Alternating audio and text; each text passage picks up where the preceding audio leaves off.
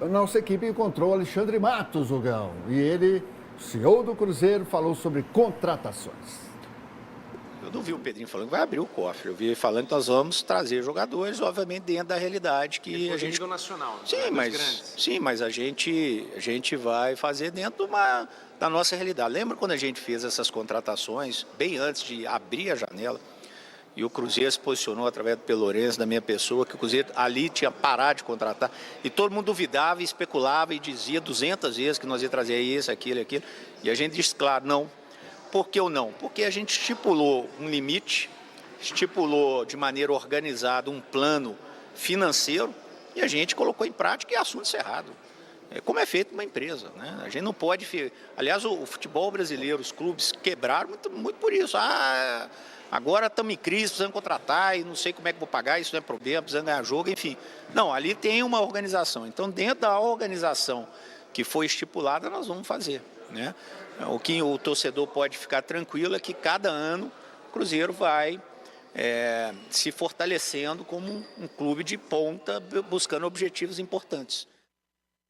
O que eu vou falar para vocês aqui é uma leitura minha, tá, de uma condição administrativa. Geralmente, quando se fala que o dono da SAF vai fazer um aporte financeiro, e ele tem todo o direito de fazer esse aporte sem dúvida nenhuma, 100 milhões, 200 milhões, 300 milhões, ele pode fazer aquele aporte inicial para trazer o jogador.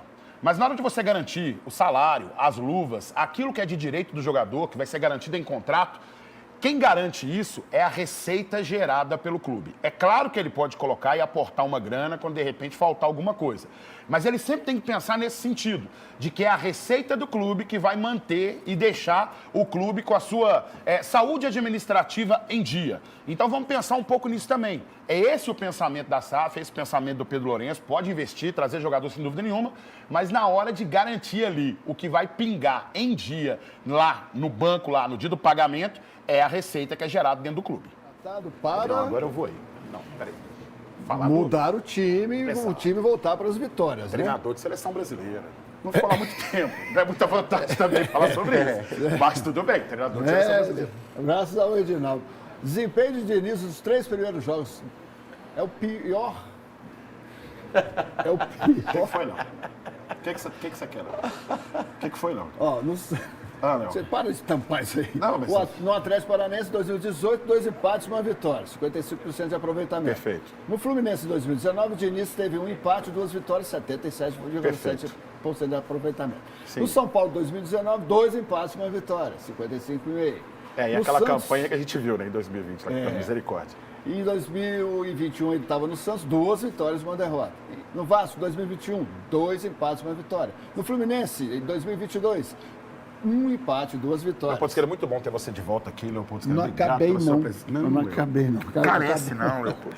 No Cruzeiro, esse ano, 2 empates e 1 derrota. É o pior aproveitamento, 22,2% do Diniz nos 3 primeiros jogos em que ele começou nesses clubes. Vamos olhar o copinho meio cheio, Leopoldo Siqueira? Vamos olhar o copinho meio cheio. Fique à vontade. Copinho meio cheio dessa parada que você está vendo aqui. Sabe o que pega, galera? Pelo menos, agora, a gente percebe, por exemplo, os 2 primeiros jogos contra o Libertad, a gente passou um sufoco. No segundo jogo, a gente percebeu que o time estava começando a querer. No jogo contra o Fluminense, chateadíssimo com o resultado, tá? Mas a gente conseguiu ver um Cruzeiro diferente e o próprio Mano Menezes, treinador do lado de lá, falou: vamos subir essa linha e marcar o Cruzeiro agora. Porque depois lá atrás a gente não consegue tirar a bola deles. Então vamos esperar esse tempinho que o Diniz vai ter para trabalhar agora. E aí depois a gente volta a falar desse início. Depois de uns 5 jogos, 6 jogos. Isso aqui é para motivar o Diniz. Não, Leopoldo, eu acho que eu tenho palavras. Não motivou eu? Você vê que ele fez um trabalho.